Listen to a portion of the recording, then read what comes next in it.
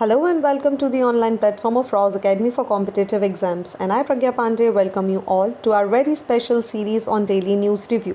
आगे बढ़ने के पहले आप सभी के लिए एक महत्वपूर्ण सूचना है। राउज अकेडमी लेकर आ रहा है 100% स्कॉलरशिप प्रोग्राम।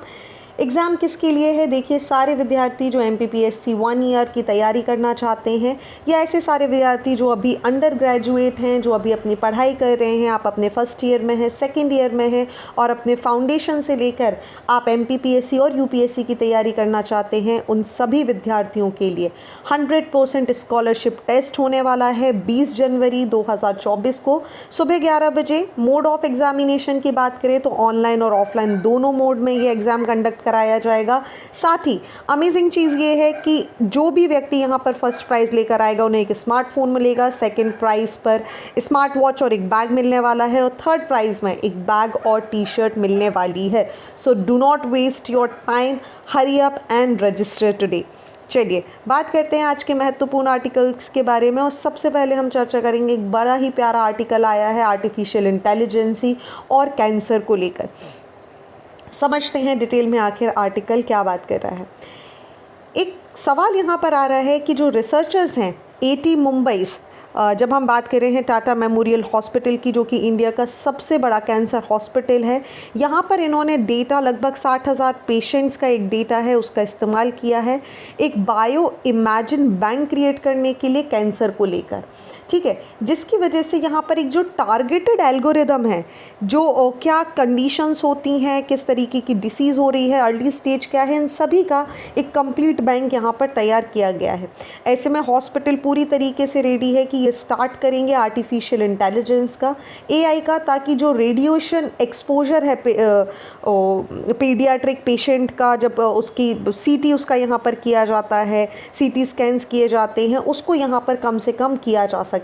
ऐसे में ये जो यूज़ है, जो इम्पैक्ट है इस टेक्नोलॉजी का, जहाँ पर हम देख रहे हैं इससे रिलेटेड बहुत सारे इसका मिसयूज़ देखने मिल रहा है, वहीं इसका इतना अच्छा यूटिलाइजेशन एक बहुत बड़ा बूम क्रिएट कर सकता है इन दी ट्रीटमेंट ऑफ कैंसर। देखिए, हम क्यों बात कर रहे हैं कैंसर की। अगर हम रिसर्च के हिसाब से बात करें तो एक्सपेक्ट किया जा रहा है कि आगे आने वाले सालों में जो कैंसर के पेशेंट्स हैं, जो केसेस हैं, वो डबल हो जाएंगे। 13 से 26 लाख तक हमें देखने के लिए मिल सकते हैं। ऐसे में इम्पॉर्टेंट हो जाता है कि एक बायो इमेजिन बैंक यहाँ पर तैयार किया जाए, एक रोबस्ट रेस्पिरेटरी यहाँ पर तैयार किया जाए, रेडियोलॉजी और पैथोलॉजी इमेजेस को ध्यान में रखते हुए, जिसके तहत जितनी भी क्लिनिकल इन्फॉर्मेशन है, जितना भी आउटकम ऑफ डेटा है, ट्रीटमेंट के जो स्पेसिफिक्स हैं, या जितना भी एडिशनल मेटा डेटा है, उसको एक जगह पर यहाँ पर तैयार किया जा सके और इसके हिसाब से प्रेडिक्शन लगाया जा सके, एक एडवांस मेडिकल रिसर्च कंडक्ट की जा सके और डायग्नोशन के लिए जो भी चीज़ें महत्वपूर्ण हो उनका यहाँ पर इस्तेमाल किया जा सके। सो इनिशियल स्टेज में जो पूरा डेटा यहाँ पर तैयार किया जा रहा है, इसका सबसे बड़ा ऑब्जेक्ट है एक डेवलपमेंट क्रिएट करना, वैलिडेशन, रिगरस टेस्टिंग करना AI एल्गोरिदम्स को लेकर, ताकि कैंसर डिटेक्शन को आसान किया जा सके। इनिशियली अगर हम बात करें तो इसका पूरा का पूरा ध्यान हेड, नेक और लंग कैंसर के ऊपर यहाँ पर है। इस प्रोजेक्ट की बात करें तो इसके अंदर कम से कम 1000 पेशेंट्स प्रत्येक साल, अगर हम बात करें cancer type, surpassing this commitment by the completion date.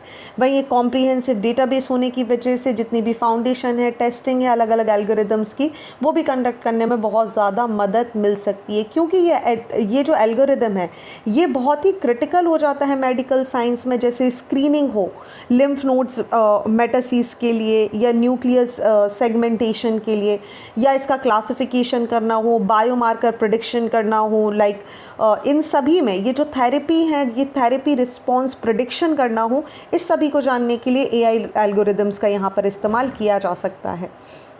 चूँकि अगर हम बात करें इस एम्बिशियस इनिशिएटिव की, तो ये कोलैबोरेटिव इनिशिएटिव है जिसके अंदर आपको IIT Bombay, RGCIRSC new Delhi, AIIMS, PGIMER Chandigarh etcetera जैसे बड़े बड़े इंस्टीट्यूट देखने मिलेंगे, जो पोटेंशियल यूज़ है AI का उसका यहाँ पर इस्तेमाल करने वाले हैं और कैंसर के क्षेत्र में एक बहुत बड़ा रिवॉल्यूशन यहाँ पर क्रिएट करेंगे। अब देखिए हो क्या रहा है, जो AI होता है, देखिए थोड़ा सा ह्यूमन ब्रेन से थोड़ा डिफरेंटली काम करेगा। किस तरीके से ये डिटेक्ट करेगा, इंफॉर्मेशन को प्रोसेस करेगा, उसको मिमिक करने की कोशिश करेगा। लाइक अलग अलग डेटाबेस से क्या तैयार किया जाएगा, जो रेडियोलॉजिकल या पैथोलॉजिकल इमेजेस हैं उनको स्टडी किया जाएगा। इन सभी के बीच में यूनिक फीचर्स क्या हैं, क्या डिफरेंट टाइप ऑफ कैंसर से किस तरीके की यूनिक फीचर्स हमें देखने मिल रहे हैं, किस तरीके का टिश्यू डेवलपमेंट होता है, क्या पोटेंशियल मैलिजेंसियस क्रिएट हो सकती हैं जो कि अर्ली डायग्नोशन में यहाँ पर इम्पॉर्टेंट होगी। साथ ही एक बिहेवियर ऑफ डिसीज़ क्या है, इसका ट्रीटमेंट रिस्पॉन्स किस तरीके से हो सकता है, रिकरेंस कितना हो सकता है, या ओवरऑल सर्वाइवल का क्या प्रेडिक्शन है, ये सारी चीज़ों का अंदाज़ा यहाँ से लगाया जा सकता है।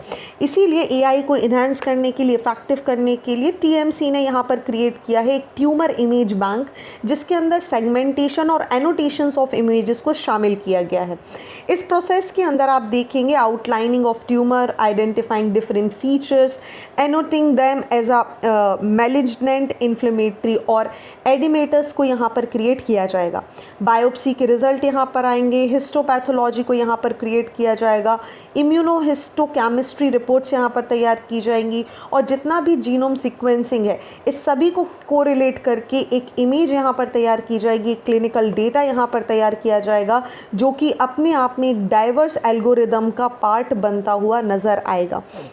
और इसी में एक कोरिलेशन देखा जाएगा कि बायोप्सी के रिजल्ट और क्लिनिकल डेटा में किस तरीका का कोरिलेशन हमें देखने मिल रहा है, क्या प्रेडिक्टिविटी है, और किस तरीके की टेक्निकल या किस तरीके की सपोर्ट की यहाँ पर हमें आवश्यकता हो सकती है। सो क्वेश्चन आ जाता है कि क्या एआई यहाँ पर रिड्यूस कर सकती है कैंसर फर्टिलिटीज़ को। तो देखिए, जिस तरीके से हम एआई की फ्यूचर की बात कर रहे हैं, एक ट्रांसफॉर्मेशन ज़रूर ये यहाँ पर क्रिएट कर सकता है कैंसर ट्रीटमेंट में, स्पेशली जब बात होगी फर्टिलिटीज़ को रिड्यूस करने में। क्यों? क्योंकि एक बहुत आसानी, बहुत ही swiftly it can detect the cancer.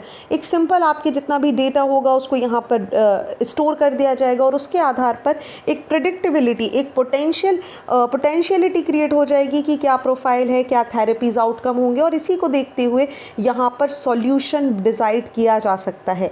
हालांकि हमेशा एआई की बात करते हैं तो कुछ चैलेंजेस होते हैं, अभी भी डिबेट है कि भाई क्या ह्यूमन रेडियोलॉजिस्ट इसकी वजह से रिप्लेस हो जाएंगे, क्या टेक्नोलॉजी पर हम इतना विश्वास कर सकते हैं, और इस पर किस तरीके से रेगुलेटरी होगी, क्या स्क्रूटनी होगी, क्या हमें डॉक्टर्स, बिल्कुल ही हम डॉक्टर्स को यहाँ पिक्चर से बाहर करने वाले हैं, ये सारी चीज़ें अभी भी डिबेट का विषय यहाँ पर बनी हुई हैं।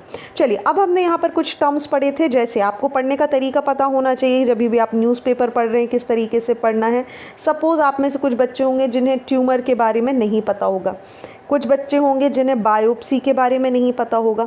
तो समझिए, ट्यूमर एक एबनॉर्मल मास है, एक लंप है, एक टुकड़ा है मास का या टिश्यू का, जो कि आपके बॉडी में कहीं भी डेवलप हो जाता है और इसकी ग्रोथ अनकंट्रोलेबल हो जाती है। कई बार जो ट्यूमर्स होते हैं वो कैंसरस होते हैं, लेकिन कई बार ये नॉन कैंसरस भी होते हैं। मैलिग्नेंट जिनकी हम बात कर रहे हैं, जो कि कैंसरस ट्यूब्स होते हैं, इनको हम मैलिग्नेंट्स बोलते हैं। ये इन्वेड हो जाते हैं, इनको यहाँ पे रिमूव करना पड़ता है, और धीरे धीरे अगर इनको समय पे डिटेक्ट नहीं किया जाता है तो ये बॉडी के दूसरे पार्ट्स में भी फैलने लगते हैं। वहीं अगर हम बात करें बायोप्सी के बारे में, तो एक मेडिकल प्रोसेस है जिसके अंदर एक छोटा सा सैंपल लिया जाता है आपके टिश्यूज़ का, आपकी बॉडी का, ताकि एग्जामिनेशन किया जा सके, डायग्नोशन किया जा सके कि क्या घटना यहाँ पर घट रही है। यूजुअली जो पैथोलॉजिस्ट होते हैं वो यहाँ पर एबनॉर्मेलिटीज़ को आइडेंटिफाई करते हैं, such as like cancer. Okay, इसी के अलावा हमने एक वर्ड और यहाँ पर पढ़ा था, which is the, let me right it for you, histopathology. Histopathology क्या होता है? ये स्टडी है of disease tissue at a microscopic level, आप याद रखेंगे, ठीक है। इसी के अलावा एक और शब्द हमने पढ़ा था, which is the IHC, which is immunohistochemistry. Immunohistochemistry की बात करें तो ये एक टेक्निक है जिसका यूज़ किया जाता है इन हिस्टोपैथोलॉजी, ताकि विजुलाइज किया जा सके क्या प्रेजेंस है, क्या डिस्ट्रीब्यूशन है, क्या लोकलाइजेशन है पर्टिकुलर स्पेसिफिक प्रोटीन का इन दी टिश्यू सैंपल। इसके अंदर जितनी भी ये एम्प्लॉय करता है एंटीबॉडीज़ को that bind to specific proteins, and the binding is visualized using various detection method। Chemotherapy से आप सभी लोग परिचित होंगे। कीमोथेरेपी एक मेडिकल ट्रीटमेंट है जिसके अंदर ड्रग्स का इस्तेमाल किया जाता है ताकि ख़त्म किया जा सके जो ग्रोथ है ट्यूमर्स की, जो सेल्स की, यहाँ पर कैंसर सेल्स की जो ग्रोथ है इसको यहाँ पर ख़त्म किया जा सके। ऑलराइट, सो कीमोथेरेपी को बहुत कॉमनली यूज़ किया जाता है डिफरेंट टाइप के कैंसर्स को ट्रीट करने के लिए, या कई बार chemotherapy plus combination of treatments भी यहाँ पर दिए जाते हैं। Along with that, there is one more term which is important,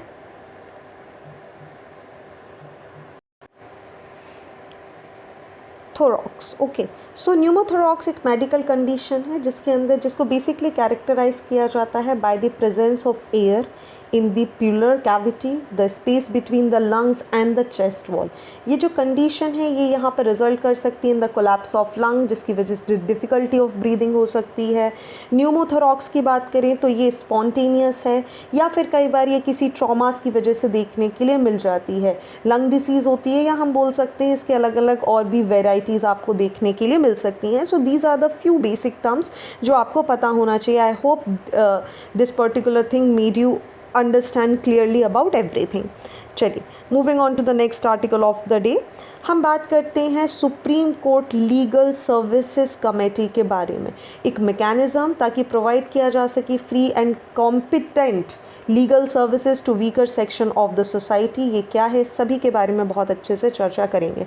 supreme court जज जस्टिस BR गवाई ने यहाँ पर अपॉइंट किया है chairman of the supreme court legislative services committee, जिसे हम SCLSCs के नाम से भी जानते हैं, सक्सीडिंग जस्टिस संजीव खन्ना। ये जो डिपार्टमेंट ऑफ जस्टिस की बात करें अगर हम, तो इन्होंने इशू किया है एक नोटिफिकेशन ऑन December 29, 2023, जिसमें बात किया जा रहा है कि जस्टिस गवाई को यहाँ पर नॉमिनेट किया जा रहा है to lead this committee. Now the questions come कि आखिर SCLSC होता क्या है, इसका रोल क्या है, इसका पर्पस क्या है। तो देखिए, supreme court legal services committee operate करती है सेक्शन 3A। आप याद रखेंगे ये सारी चीज़ें इंपॉर्टेंट होती हैं हमारे लिए। Section 3A of the legal services authority act 1987 के अंदर। अब अगर हम इसके प्राइमरी ऑब्जेक्टिव की बात करें तो फ्री और कॉम्पिटेंट लीगल सर्विसेज जो हैं, जो वीकर सेक्शन है सोसाइटी का, उसको यहाँ पर प्रोवाइड करना in case within the jurisdiction of the supreme court. So ये कमेटी एक बहुत ही इंपॉर्टेंट रोल प्ले करती है ताकि जितना भी जो न्याय है, जो जस्टिस है, जो हमारी मार्जिनलाइज सेक्शन है, जो हमारी पॉपुलेशन है, उस तक यहाँ पर पहुँचाया जा सके। नाउ द क्वेश्चंस कम कि यहाँ पर इसको किस चीज़ के अंदर लाया गया है। तो आप देखिए, आप सभी लोग नालसा के बारे में जानते होंगे। तो रूल 10 जो है नालसा का, ये बोलता है कि जो नंबर्स हैं, जो एक्सपीरियंस हैं, जो क्वालिफिकेशन है SLSC मेंबर का, वो यहाँ पर सेक्शन 27 में डिफाइन किया गया। नाउ द क्वेश्चंस कम कि कॉन्स्टिट्यूशन और मेंबरशिप क्या होती है। तो समझिए, अगर हम सेक्शन 3A की बात करें, आपको याद नहीं रखना है, आप सिर्फ समझ लीजिए, सेक्शन 3A की बात करें इस पर्टिकुलर एक्ट के, तो इस कमेटी को यहाँ पर कॉन्स्टिट्यूट किया जाता है बाय द सेंट्रल अथॉरिटी जिसका नाम है नालसा, जो मेक श्योर करता है कि सभी लोगों को यहाँ पर न्याय मिल सके, विच is the national legal services authority. इस कमेटी के अंदर किस किस को इंक्लूड किया जाता है। देखिए, जो सिटिंग सुप्रीम कोर्ट जज हैं उनको एज ए चेयरमैन यहाँ अपॉइंट किया जाता है, along with the other members proposing possessing specified experience and qualification। दोनों की अगर हम बात करें, chairman and the other members they are nominated by the chief justice of India itself. Additionally अगर हम बात करें तो CJI के पास अथॉरिटी होती है कि वो यहाँ पर एक सेक्रेटरी को भी अपॉइंट कर सकते हैं। बात करें अगर हम कॉम्पोजिशन की, तो जैसा हमने बताया कि अगर हम प्रेजेंट डेटा के हिसाब से बात करें तो जस्टिस BR गवाई इसके चेयरपर्सन बन जाएंगे, ठीक है। और इसी के साथ आप देखेंगे 9 मेंबर्स को नॉमिनेट कर दिया गया है बाय दी CJI। कमेटी की बात करें तो it has the authority to appoint any officer, या फिर किसी एम्प्लॉय को यहाँ पर अपॉइंट किया जा सकता है जैसा वो उचित समझें। जो भी गाइडलाइन है सेंटर की या जो भी कंसल्टेशन विद दी CJI सही समझी जाती है, उसके हिसाब से यहाँ पर किसी ऑफिसर को अपॉइंट किया जाता है। इम्पॉर्टेंस क्या है, देखिए यहाँ पर कुछ इनकी क्वालिफ़िकेशन के बारे में भी बात की गई है अलग अलग जगह पर, जिसके बारे में हमें हालांकि डिस्कस करना कोई भी आवश्यकता नहीं है। नाउ द क्वेश्चंस कम कि कॉन्स्टिट्यूशनल इम्पेरेटिव क्या है लीगल सर्विसेज के लिए। देखिए जो लीगल सर्विसेज हैं इंडिया में वो एक्सप्लिसिटली एड्रेस की जाती हैं बाय द कॉन्स्टिट्यूशन, जहाँ पर हमारा प्राइमरी प्रिंसिपल होता है कि जस्टिस देना है सभी को और सभी को इक्वल अपॉर्चुनिटी की हमें यहाँ पर बात करनी है। ऐसे में आर्टिकल 39A बोलता है कि स्टेट्स की रिस्पॉन्सिबिलिटी है कि वो इंश्योर करें कि एक लीगल सिस्टम हो जो कि न्याय प्रोवाइड कर रहा हो सभी को, जो फ्री लीगल एड प्रोवाइड कर रहा हो अपने सिटीजन्स को, स्पेशली उन लोगों को जो कि इकोनॉमिकली या फिर मार्जिनलाइज कम्युनिटी से बिलोंग कर रहे हैं या फिर दूसरी डिसेबिलिटी कैटेगरी से आते हैं। किस चीज़ के अंदर ये सारी बातें की जा रही हैं? हम बात कर रहे हैं article 14 which is the right to equality की बात की जा रही है। हम 22 क्लॉज 1 की यहाँ पर बात कर रहे हैं जो right to be informed on the ground of arrest की बात करी जा रही है। ये रीइंफोर्स करता है, ऑब्लाइज्ड करता है स्टेट को कि वो इंश्योर करे इक्वालिटी बिफोर द लॉ और एक लीगल सिस्टम को प्रमोट करने के लिए, एक जस्टिस बेस्ड इक्वल अपॉर्चुनिटी लाने के लिए यहाँ पर काम करे। चलिए आगे अगर हम बात करें कि भाई नालसा का रोल क्या है या फिर SLSAs का रोल क्या है, तो देखिए अंडर अगर हम इस एक्ट की बात करें विच is the legal services authority act 1987 जो कि एक स्टैट्यूटरी फाउंडेशन क्रिएट कर रहा है फॉर लीगल एड प्रोग्राम्स, और इसी एक्ट के अंतर्गत देखिए बात की जा रही है लीगल सर्विसेज प्रोवाइड करने के लिए जितने भी एलिजिबल ग्रुप्स हैं, चाहे महिलाएं हैं, बच्चे हैं, SC/ST कैटेगरी है, EWS कैटेगरी है, इंडस्ट्रियल वर्कर हैं, डिसेबल्स हैं, इन सभी को यहाँ पर क्या करना है, हमें न्याय प्रोवाइड करना है। और उसी को ध्यान में रखते हुए लीगल सर्विसेज अथॉरिटी एक्ट 1987 के अंतर्गत हमारे पास एस्टैब्लिश किया गया था नालसा इन 1995 और इसी के साथ हमें देखने के लिए मिला था SLSAs। So under this act NALSA monitor करता है, इवैल्यूएट करता है लीगल एड प्रोग्राम्स को पूरे नेशन लेवल पर, पॉलिसीज़ को फॉर्मुलेट करता है और ओवरसीज करता है इम्प्लीमेंटेशन ऑफ लीगल सर्विसेज। वहीं हम SLS की बात करें तो वो उसका नाम ही है, देखिए ये स्टेट लेवल पर करेगा। सो SLAs को यहाँ पर इस्टेब्लिश किया जाता है प्रत्येक स्टेट में, जो कि एग्जीक्यूट की जाती है अंडर दी नालसास पॉलिसीज़। ये फ्री लीगल सर्विसेज प्रोवाइड करते हैं, लोग अदालत को यहाँ पर कंडक्ट करते हैं। जहाँ हम नालसास की जब हम बात करें तो it is a different thing, लेकिन जब हम SLSCs की बात कर रहे हैं तो देखिए SLSAs यहाँ पर क्या कर रहे हैं, इनको स्टेट में अपॉइंट किया जाता है, तो जो चीफ जस्टिस होते हैं हाई कोर्ट के वो यहाँ पर इसको डील करते हैं। जैसे SC/LSC के केस में यहाँ पर जो CJI हैं वो इसको यहाँ पर हेड करेंगे, बिल्कुल उसी तरीके से आपको SLSS दिखाई दे जाएंगे। ठीक है, सो आपको कन्फ्यूज़ नहीं हो रहा है। नालसा यहाँ पर एक टर्म है, SLSA एक टर्म है और अभी हमने पढ़ा है SC/LSC। ओके चलिए moving on to the next article of the day. बात करने वाले हैं हम GDP के डेटा को लेकर। देखिए यहाँ पर कुछ अच्छी अच्छी चीज़ें हमें दी गई हैं, समझते हैं क्या है। देखिए फर्स्ट एडवांस एस्टीमेट FEEs यहाँ पर करंट फाइनेंशियल ईयर का यहाँ पर आ चुका है, जो कि इंडिकेट कर रहा है कि हमारी GDP ग्रोथ जो है वो 7.3% देखने के लिए मिल सकती है, जो कि अपने आप में एक हल्का फुल्का एक्सेलरेशन है 7.2% ग्रोथ में, जो कि पिछले फाइनेंशियल ईयर की देखने के लिए मिली थी। देखिए जो फर्स्ट एडवांस एस्टीमेट होता है, हालांकि ये बहुत ज़्यादा फाइनल डेटा नहीं होता है, लेकिन ये क्रूशियल होता है, सिग्निफिकेंट होता है। कहीं ना कहीं हमारा जो प्रीवियस GDP फिगर होता है उसको देखने के लिए और जो अपकमिंग फाइनेंशियल ईयर के लिए यूनियन बजट आएगा उसको यहाँ पर ध्यान में रखने के लिए, उसको प्रिपेयर करने के लिए बहुत ज़्यादा महत्वपूर्ण हो जाता है। ओके, अगर हम इनके प्रिलिमिनरी नेचर की बात करें तो एक एसेंशियल इंसाइट प्रोवाइड करा देते हैं हमारी इकोनॉमी को लेकर। ठीक है, हमारी परफॉर्मेंस क्या थी, गवर्नमेंट की पॉलिसीज़ किस तरीके से रही हैं, क्या उनका आउटकम देखने मिला है, बजट प्लानिंग किस तरीके से होना चाहिए, किस तरीके के एलोकेशंस हमें देखने के लिए मिलने चाहिए, ये सारी चीज़ें यहाँ पर अच्छे से बात की जाती है।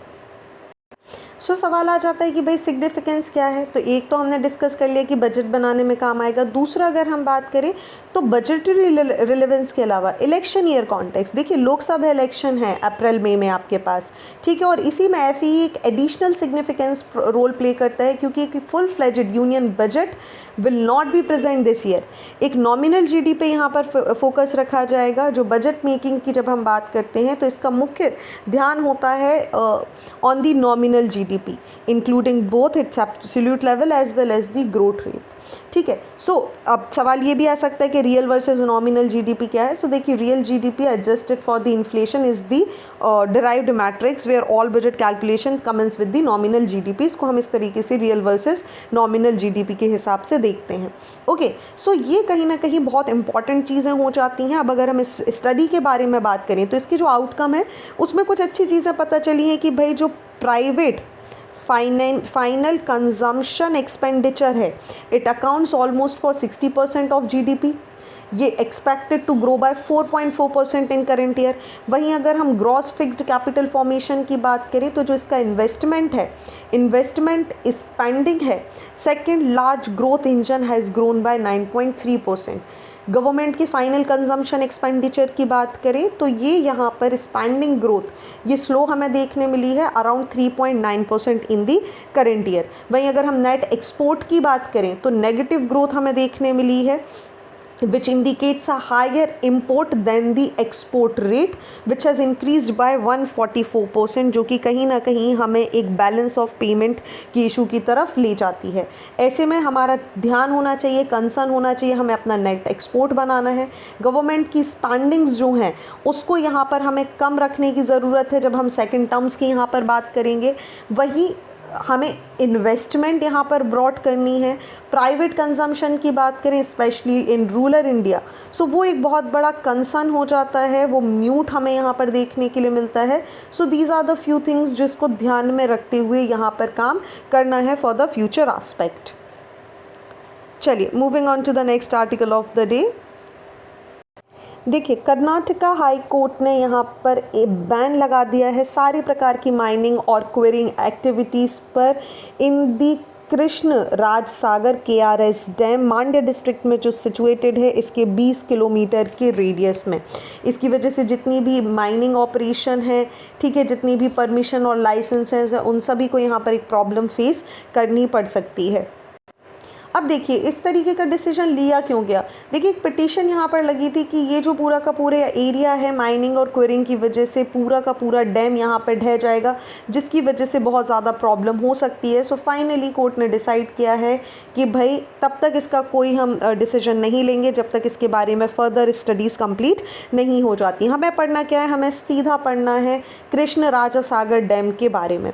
कृष्ण राज सागर डैम के बारे में अगर हम बात करें तो इसके अंदर आपको दोनों लेक और डैम दोनों देखने के लिए मिलता है। ये कृष्णराज सेटलमेंट जो है, जो हमारा कर्नाटका में सिचुएटेड है, उसके पास बना हुआ है और ये एक तरीके का ग्रेविटी डैम हमें देखने के लिए मिलता है।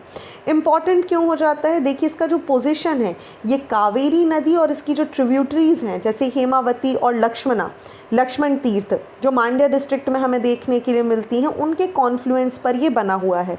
महाराजा कृष्ण राज वडियार जो वडियार डायनेस्टी के हैं, वडियार फोर्थ ऑफ मैसूर, उन्होंने यहाँ पर इसका कंस्ट्रक्शन कराया था। बहुत सारा जब फैमाइन यहाँ पर देखने के लिए मिला था, फाइनेंशियल कंडीशन को ध्यान में रखते हुए इसको यहाँ पर बनाया गया था और इसी के कारण इसका नाम पड़ गया है KRS डैम। ठीक है, हिस्टोरिकली अगर हम बात करें तो मैसूर रीजन पर्टिकुलरली मांड्या की अगर हम बात करते हैं तो वाटर स्कैरसिटी से ये बहुत फेस करता है, जिसकी वजह से माइग्रेशन हो जाता है usually in the summer area. और इसी सीवियर ड्रॉट की अगर हम बात करें 1875-76 की सिचुएशन वर्स्ट थी जब यहाँ पर पूरी की पूरी पॉपुलेशन फेमाइन से तरस रही थी और इसी के कारण पॉपुलेशन लॉस मैसूर में हो गया था। सो इम्पॉर्टेंट था कि यहाँ पर पानी को लेकर आया जा सके और इसीलिए अगर हम बात करें हेमावती और लक्ष्मणा और कावेरी रिवर, इन सभी के ऊपर यहाँ पर ये ग्रेविटी डैम बनाया गया था। चलिए, moving on to the next article of the day, हम बात करने वाले हैं किस तरीके से जो सर्जिकल केयर है इंडिया में it is neglected part of public health. Lancet commission on global surgeries ने यहाँ पर आर्ग्यू किया है कि जितनी भी नंबर ऑफ अगर हम रिकॉर्डेड सर्जरीज़ की बात करें इंडिया में, पर्टिकुलरली माइनर वन, तो वो यहाँ पर which are insignificantly lower than the actual need. ठीक है, 2019-20 में 14 मिलियन माइनर सर्जरीज़ को रिकॉर्ड किया गया था, जो कि क्वार्टर ऑफ ऑल सर्जरीज़ यहाँ पर रिकॉर्ड होता है।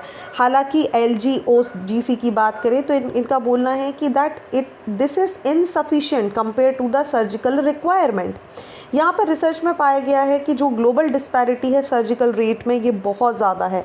फॉर एग्जांपल अगर हम न्यूजीलैंड की बात करें, with universal health coverage had 5,000 surgeries per 1 lakh people in 2015।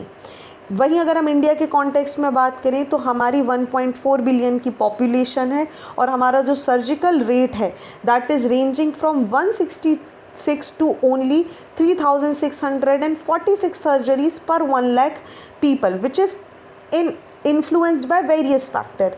ठीक है, सो इंडिकेटर्स क्या हैं, किन किन चीज़ों को यहाँ पर ध्यान में रखा गया है, तो देखिए सबसे पहली बात की जा रही है Lancet commission on global surgery proposed 6 indicators to assess and monitor surgical care comprehensively. पहली बात की जा रही है timely geographical access to surgical care facilities. दूसरा बात किया जा रहा है वर्कफोर्स डेंसिटी कितना है, जिसको हम मेजर करते हैं कि नंबर ऑफ सर्जन्स कितने हैं, ऑब्स्ट्रिशियंस कितने हैं, एनेस्थेटिस्ट कितने हैं प्रत्येक 1 लाख लोगों के ऊपर। तीसरा पॉइंट यहाँ पर आ जाता है जो हमारी सर्जिकल वॉल्यूम है। ठीक है, सर्जिकल वॉल्यूम या जो हम सर्जिकल रेट बोलते हैं वो यहाँ पर इंक्लूड की जाती है, एसेंशियल हो जाती है। इमरजेंसिकल सर्जरीज़ प्रत्येक 1 लाख लोगों पर किस तरीके से की जा रही हैं। वहीं पेरी ऑपरेटिव मोर्टेलिटी रेट क्या है, मेजर किया जाता है मोर्टेलिटी रेट को with in 30 days of the surgeries पर 1000 प्रोसीजर। पॉपुलेशन एट रिस्क की बात की जाए, इसको इम्प्रोविजमेंट किस तरीके से किया जाएगा। वहीं population at risk of catastrophic expenditure की बात करें, जो सर्जरी यहाँ पर सीख करना चाहते हैं, इन सारे इंडिकेटर्स को ध्यान में रखते हुए एक सर्जिकल केयर या पॉपुलेशन ग्रोथ को ध्यान में रखते हुए सर्जिकल केयर के बारे में बात की जाना बहुत आवश्यक है। अब देखिए ये जो इंडिकेटर्स यहाँ पर बनाए गए हैं ये बहुत इंपॉर्टेंट हो जाते हैं, स्पेशली जब हम बात करते हैं lower and middle income countries की, ताकि कलेक्ट किया जा सके, मॉनिटर किया जा सके हाई क्वालिटी डेटा को इन इंडिकेटर्स को ध्यान में रखते हुए, क्योंकि ये एक इंसाइट प्रोवाइड कर सकते हैं कि हमारा हेल्थ केयर सिस्टम क्या है, पॉपुलेशन लेवल क्या है, कितनी सर्जरीज़ की आवश्यकता है, क्या डिस्पैरिटी है, क्या कंट्रीब्यूशन करने की आवश्यकता है, क्या एफर्ट्स किए जाने चाहिए, किस तरीके की पॉलिसीज़ बनानी चाहिए। तभी सारी चीज़ों को यहाँ पर ध्यान में रख के काम किया जा सकता है। अगर हम इसी स्टडी के बारे में बात करें तो 90% से भी ज़्यादा जो रूरल इंडियंस हैं वो जो रिक्वायर्ड सर्जरी है उससे लैग कर जाते हैं। ठीक है, ऐसे में क्योंकि हमारे पास कोई ख़ास इंडिकेटर नहीं है, कोई ख़ास जानकारी नहीं है, इसीलिए कोई ख़ास पॉलिसीज़ भी हमें देखने के लिए नहीं मिलती हैं। सो जो टाइमली एक्सेस है it is very important, specially जब हम रूरल और रिमोट एरियाज़ की बात कर रहे हैं, हम हिली रीजन्स की बात कर रहे हैं जहाँ पर हमारी 2/3 से भी ज़्यादा पॉपुलेशन रहती है। चाहे हम बात करें तो ये सफ़र करते हैं जब हमारे पास रोड नेटवर्क अच्छा नहीं है, इनसफिशिएंट फैसिलिटीज़ हैं, व्हीकल्स की कमी, आप देखिए एम्बुलेंस ही नहीं मिल पाती कई बार। ठीक है, ऐसे में टाइम से पहुंच पाना अपने आप में एक बहुत बड़ा रिस्क यहाँ पर देखने के लिए मिलता है। दूसरी अगर हम चीज़ों की बात करें तो लिमिटेड सर्जिकल केयर जो हमें देखने मिल रहा है उसका एक फाइनेंशियल एस्पेक्ट भी है। देखिए प्राइवेट हॉस्पिटल्स की अगर हम बात करें तो यहाँ पर खर्चा बहुत ज़्यादा होता है, ऐसे में फैमिलीज़ के ऊपर फाइनेंशियल बर्डन हो जाता है। वहीं 60% जो हम सर्जिकल पेशेंट्स की बात करें रूरल इंडिया में वो बहुत ज़्यादा एक्सपेंस कर देते हैं क्योंकि जानकारी नहीं होती, किसी ने बता दिया इस डॉक्टर के पास चले जाइए, वहाँ चले जाते हैं। ऐसे में ये जो गैप्स हैं, अगर हम इंडिया के करंट सर्जिकल सिस्टम की बात करें तो हमें एक ह्यूमैनिटेरियन अप्रोच को लेकर आगे बढ़ना होगा। हमें ये ध्यान में रखना होगा कि सर्जन्स की अवेलेबिलिटी हो, गवर्नमेंट हॉस्पिटल्स यहाँ पर बनाने होंगे, अवेलेबिलिटी ऑफ स्टाफ यहाँ पर क्रिएट करना होगा ताकि जो लिमिटेड सर्जन्स यहाँ पर मौजूद हैं उनके ऊपर एक बर्डन क्रिएट ना हो। साथ ही हमारी जितनी स्कीम्स हैं, जब हम बात कर रहे हैं, हम जन स्वास्थ्य सहयोग की जैसे इनिशिएटिव्स को आगे बढ़ाना चाहिए ट्राइबल पॉपुलेशन के लिए, ताकि वो टाइम पर उस जगह पर पहुंच सकें जब सर्जरी की आवश्यकता हो जाती है। ऐसे में पॉलिसीज़ का जो फोकस है वो बहुत ज़्यादा इम्पॉर्टेंट होना चाहिए। जब हम बात कर देते हैं कि हमारी नेशनल हेल्थ पॉलिसी 2017 जो कि कहीं भी आप देखेंगे सर्जिकल केयर को लेकर बहुत ही कम बात कर रही है। ऐसे में हमें इंस्पायर होने की ज़रूरत है। दूसरी कंट्रीज़ जैसे अफ्रीका की बात कर लें, साउथ एशिया की बात कर लें, इन्होंने भी इनिशिएट किया है नेशनल सर्जिकल ऑब्स्ट्रिक एनेस्थीसिया प्लान, जो कि या सिमिलर पॉलिसीज़। लेकिन इंडिया में इस तरीके की कोई भी पॉलिसीज़ हमें देखने के लिए नहीं मिलती है, जबकि हम पॉपुलेशन में यहाँ पर टॉप कर रहे हैं। सो वे फॉरवर्ड क्या हो सकता है कि हमारे पास जो भी एग्जिस्टिंग डेटा है, जो भी सर्जिकल केयर डेटा है, उसको सर्विंग सिस्टम में लेकर आया जा सके, एक डेडिकेटेड मैकेनिज्म यहाँ पर तैयार किया जा सके ताकि डेटा को कलेक्ट किया जाए। अवेयरनेस यहाँ पर पहुँचाना बहुत ज़रूरी है सर्जिकल केयर के बारे में पब्लिक हेल्थ में, क्योंकि देखिए एक छोटी सी सर्जरी आने वाली किसी बहुत बड़ी बीमारी को यहाँ पर दूर कर सकती है। ऐसे में हमें जो इंक्लूजन है मेन स्ट्रीम हेल्थ पॉलिसीज़ में सर्जिकल पॉलिसीज़ का, उसको भी इन्वॉल्व करना आवश्यक हो जाता है। चलिए बात करते हैं नेक्स्ट आर्टिकल की, जहाँ पर हम समझेंगे स्ट्रक्चर्ड नेगोशिएशन को लेकर। सबसे पहले बात आ जाती है कि स्ट्रक्चर्ड नेगोशिएशन होता क्या है।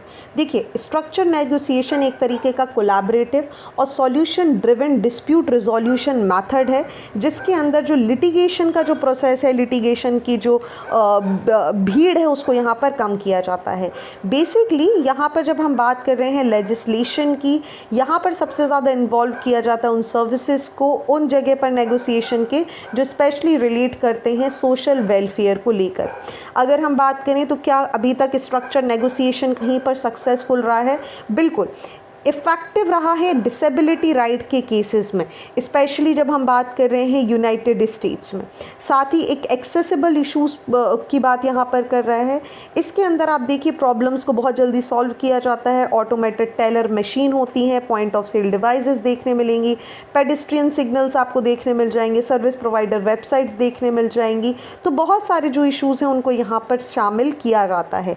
अपने आप में एक विन विन सिचुएशन होती है स्ट्रक्चर नेगोशिएशन की, क्योंकि यहाँ पर जो कॉस्ट है, जो पब्लिसिटी कंसर्न है, वो यहाँ पर ध्यान नहीं दिया जाता। सो डिफ़ॉल्टिंग सर्विसेज प्रोवाइडर ये यहाँ पर अवॉइड करते हैं कि भाई हाई लिटिगेशन कॉस्ट ना लग जाए, नेगेटिव पब्लिसिटी हो जाएगी हमारे में। ऐसे में क्या होगा, चलिए ठीक है, यहाँ पर डिस्कस कर लेते हैं, विन विन सिचुएशन हो जाएगी। वहीं जो कॉम्प्लीमेंट्स होते हैं, like barrier free market place यहाँ पर होना चाहिए। ऐसे में स्ट्रक्चर नेगोशिएशन अपने आप में बहुत इंपॉर्टेंट काम करता है। जब हम बात कर रहे हैं तो देखिए सक्सेस डिपेंड करती है on strong disable friendly legal president. एक फाउंडेशन होना चाहिए स्ट्रक्चर नेगोशिएशन के लिए। कोर्ट यहाँ पर क्रिएट कर देते हैं एक ब्लूप्रिंट फॉर एक्सेसिबिलिटी, जो कि अलाउ कर देता है बिजनेसेस को कि वो इंश्योर करें कि वो इस लिटिगेशन के साथ यहाँ पर काम कर रहे हैं। नाउ द क्वेश्चंस कम कि भाई क्या प्रॉब्लम्स हैं जो इंडिया के डिसेबल्स यहाँ पर फेस कर रहे हैं और क्या यहाँ पर किया जा सकता है। तो देखिए सबसे बड़ी बात यहाँ पर आ जाती है limited awareness of government schemes and rural India. दूसरी अगर हम बात करें तो जो एजुकेशन है, एम्प्लॉयमेंट है, वो यहाँ पर आपको कम देखने मिलता है, क्योंकि इंक्लूसिव एजुकेशन की बात की तो ज़रूर जाती है बट उसका कोई इम्प्लीमेंटेशन देखने के लिए नहीं मिलता। तीसरा और सबसे इम्पॉर्टेंट है विच इज़ द इंफ्रास्ट्रक्चर। जब हम बात कर रहे हैं डिसेबिलिटी की तो उनके लिए एक प्रॉपर इंफ्रास्ट्रक्चर नहीं है, प्रॉपर सीट्स आपको देखने के लिए नहीं मिलती। किसी स्थान पर जाना हो शॉपिंग करने के लिए तो रैम्स यहाँ पर नहीं देखने के लिए मिलते। ऐसे में बहुत सारी जगह जो हैं यहाँ पर इनको प्रॉब्लम फेस करनी पड़ती है।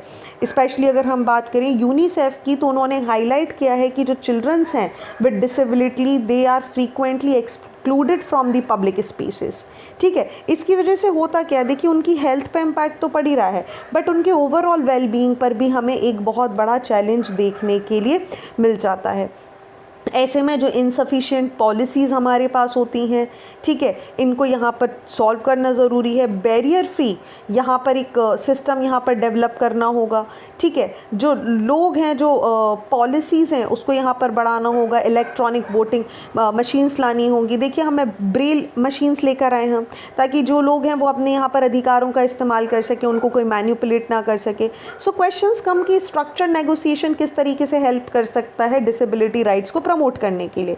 तो सबसे पहले समझते हैं हम red tape in Indian civil code, pendency of paper works. ठीक है, रेड टेपिज्म हमें देखने मिल रहा है जिसकी वजह से जो ट्रेडिशनल डिस्प्यूट है वही नहीं सॉल्व हो पाते।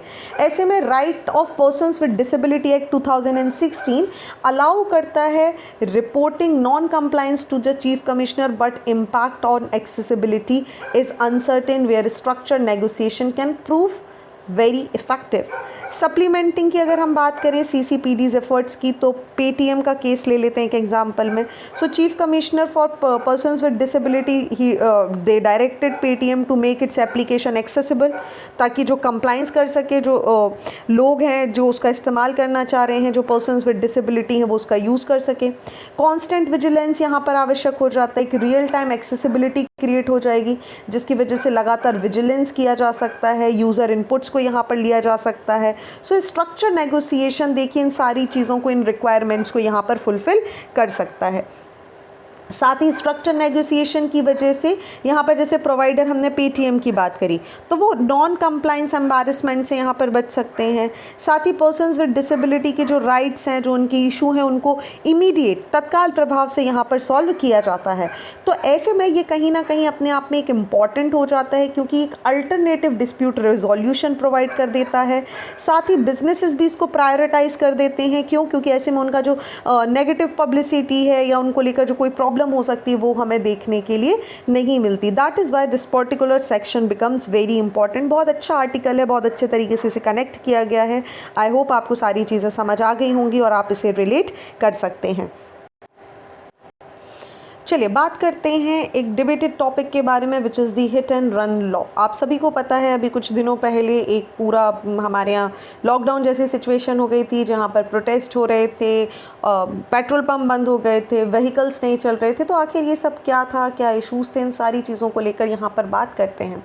देखिए, ये घटना घटी है एक रिसेंट लेजिस्लेशन एड्रेस के थ्रू, जो कि यहाँ पर बात कर रहा है सेक्शन 106 क्लॉज 2 ऑफ द भारतीय न्याय संहिता 2030। ये यहाँ पर बहुत सारे इम्पोजिशंस लगा रहा है, सीवियर पेनल्टीज़ यहाँ पर क्रिएट करी जा रही हैं, लगभग 10 साल तक की जेल और फाइन भी यहाँ पर लगाया जा रहा है अगर कोई भी व्यक्ति यहाँ पर एक्सीडेंट करके भाग जाता है, सीन को रिपोर्ट नहीं करता है या पुलिस और मजिस्ट्रेट को इसकी जानकारी नहीं देता है। ऐसे में बहुत ही ज़्यादा रिग्रेस पनिशमेंट यहाँ पर क्रिएट की गई हैं। अब अगर हम इनकी बात करें हैं, तो ये जो लेजिस्लेशन यहाँ पर है, ये एग्जिस्टिंग कॉलोनियल एरा प्रोविज़न जो कि 304A इंडियन पीनल कोड 1860 से के साथ यहाँ पर बात की जा रही है, जो कि बात कर रहा है causing death due to rash और नेग्लिजेंट एक्ट। अब देखिए, प्रोटेस्टर्स की यहाँ पर डिमांड क्या थी। देखिए, ट्रांसपोर्टर्स और कमर्शियल ड्राइवर्स जो थे, उनका बोलना था कि भाई विड्रॉ कर लीजिए ये जो अमेंडमेंट आपने सेक्शन 106 क्लॉज 2 में यहाँ पर लिया गया है। लिया क्या गया था, देखिए डिसीजन जो सेक्शन 106 क्लॉज 2 यहाँ पर भारतीय न्याय संहिता 2023 का बात कर रहा है, इसने बोला कि हम बहुत ही स्ट्रिंजेंट पेनल्टीज़ लगाएंगे, 10 साल तक की सज़ा भी हो सकती है, 7 लाख रुपए फाइन भी देखने मिलेगा, और इनफैक्ट अनइंटेंशनल अगर आप एक्सीडेंट करते हैं, उसकी रिपोर्ट नहीं करते हैं, तो रिग्रेस पनिशमेंट आपको झेलनी पड़ सकती है, जो कि पहले इस तरीके की कंडीशन नहीं थी। पहले बात करें तो 2 साल की सज़ा यहाँ पर दे दी जाती थी और जो भी फाइन बनता था वो लगाया जाता था। प्रोटेस्टर्स का बोलना है कि देखिए, कई हिट एंड रन केसेस की अगर आप बात कर रहे हैं, तो अगर हम पर्टिकुलर जगह पर रुके, कई बार हमारी गलती नहीं होती, हमेशा लोग रैश ड्राइविंग करते हुए आते हैं, सपोज़ वो हमसे आके टकरा गए। अब भाई बाकी लोग तो यही समझेंगे कि जो बड़ा ट्रक है उसने यहाँ पर इनको मारा होगा। सो यहाँ पर मॉब लिंचिंग होने के चांसेस हो जाते हैं, ऐसे में उनका यहाँ से जाना ज़रूरी है। ठीक है, दूसरा जो पेनल्टीज़ यहाँ पर लगाई जा रही हैं वो बहुत ज़्यादा है। कौन यहाँ पर मॉनिटर करेगा, किस तरीके की कंडीशन होंगी। ड्राइवर्स भी बहुत सारी सिचुएशन यहाँ पर फेस करते हैं, ड्राइविंग आवर्स देखिए बहुत ज़्यादा होते हैं, कई बार रोड डिफ़िकल्ट होती हैं, तो who is gonna take responsibility for all these things. ये बात यहाँ पर की जा रही थी प्रोटेस्टर्स के द्वारा।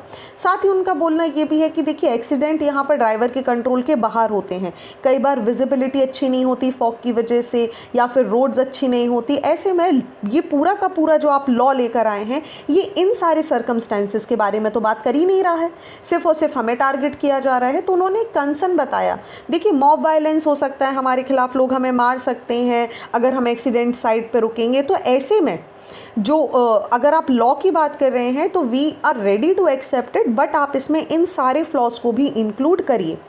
तो नीड क्यों है देखिए लेजिस्लेशन की। अगर आज के डेट में हम भारत में बात कर रहे हैं, तो 1.68 लाख रोड क्रैश फैटेलिटीज़ हमें 2022 में देखने के लिए मिली हैं, जिसमें से लगभग 462 लोग या तो डेथ हो गई है या बहुत सारे लोग यहाँ पर अपंग हो गए हैं। India with only 1% of world vehicle, अगर आप दुनिया भर में बात करें तो केवल 1% व्हीकल हमारे पास हैं, लेकिन हमारे पास अगर हम क्रैश रिलेटेड डेथ की बात करें तो 10% डेथ हमारे यहाँ हो जाती हैं, और इसी की वजह से हमारी जो इकोनॉमिक लॉस हमें लगभग 5 से 7% का जीडीपी इकोनॉमिक लॉस इस सब की वजह से देखने के लिए मिलता है।